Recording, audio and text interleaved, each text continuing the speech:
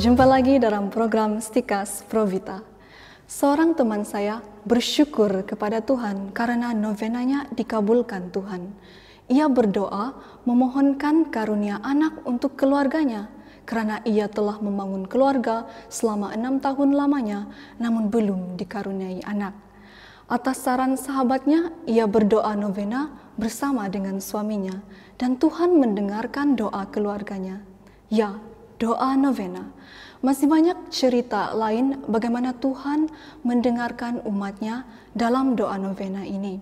Kata novena berasal dari kata Latin, yaitu novum, yang berarti 9. Maka novena berarti doa selama 9 hari berturut-turut dengan suatu intensi yang tertentu.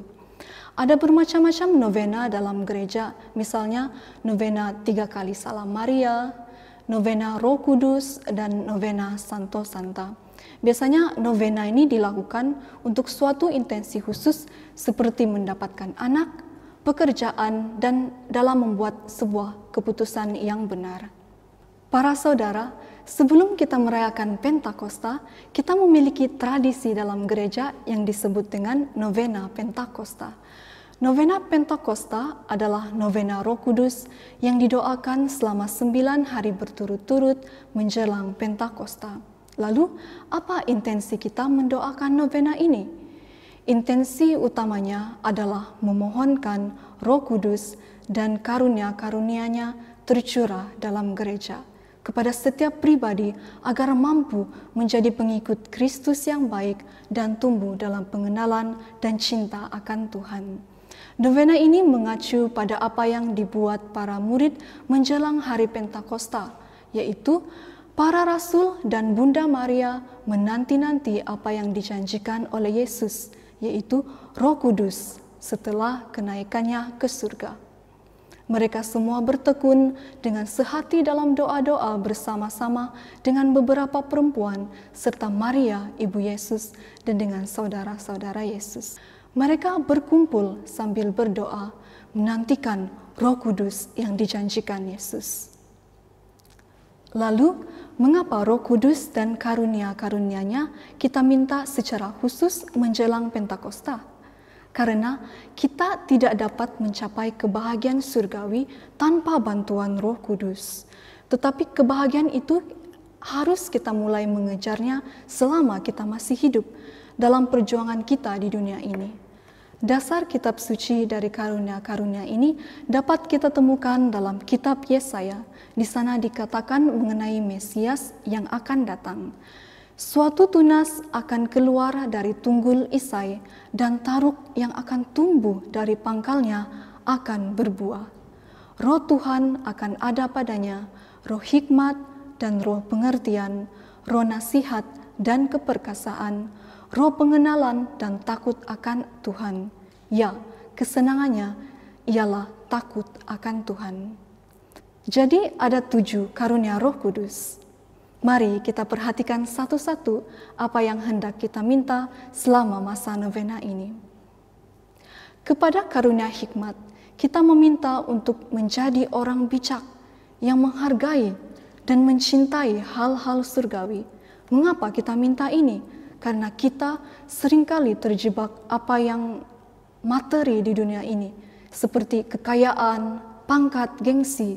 Nah, kepada karunia pengertian, kita meminta penerangan untuk memahami ajaran Yesus dan mampu melaksanakannya dalam hidup sehari-hari. Jadi, bukan hanya memahami, tetapi juga mampu melakukan atau mempraktekkan apa yang diajarkan Kristus. Bukan hanya ngomong, tapi juga melakukannya. Nah, kepada karunia nasihat, kita meminta pendampingan dalam perjalanan hidup yang penuh gejolak, penuh dengan masalah, supaya kita dimampukan untuk melakukan yang baik, menolak yang jahat.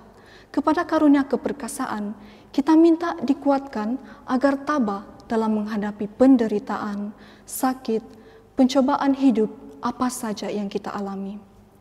Kita tidak dapat melewati semua itu tanpa bantuan Tuhan. Kepada karunia pengenalan akan Allah, kita meminta supaya kita diajari bahwa semua yang ada di dunia ini sifatnya sementara. supaya kita tidak terbuai oleh kemegahan dunia pada jebakan kekayaan, kekuasaan. Kepada karunia kesalehan, kita meminta bimbingan supaya berbakti kepada Tuhan, supaya tahu berterima kasih dan mampu menjadi teladan, memberi teladan sebagai orang Katolik di mana saja kita berada, dalam keluarga, tempat kerja, sekolah, dan lain-lain. Nah, kepada karunia takut akan Allah, kita meminta supaya tunduk kepada Tuhan, supaya dapat menjauhi dosa dan melakukan hal yang baik dan berkenan kepada Allah. Para saudara, kalau kita perhatikan dengan baik, semua karunia yang kita mohonkan ini hampir semuanya berkaitan dengan hidup iman kita sebagai seorang Kristen. Apa yang kita minta dalam novena Pentakosta bukan sekedar keperluan materi kita, melainkan hal-hal yang lebih tinggi dari itu. Kami mengucapkan selamat bernovena. Selamat memohon karunia-karunia Roh Kudus. Salam Pro Vita.